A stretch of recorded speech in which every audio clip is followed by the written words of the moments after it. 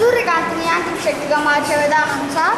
ఇది ఎండలో పెట్టినప్పుడు సూర్యకాంతి వీటి మీద పడి పరావర్తనం చెంది ఇక్కడ కేంద్రీకృతమవుతాయి సార్.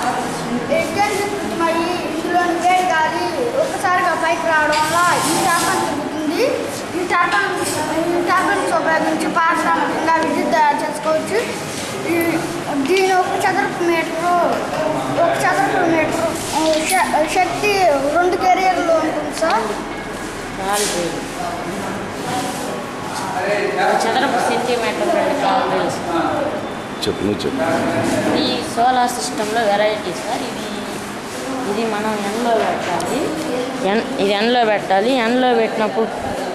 ఎండలో పెట్టినప్పుడు ఆ మిర్రర్స్ ఉన్నాయి కదా సార్, ఆ మిర్రర్స్ మీద ఆ కాంతి పడుతుంది.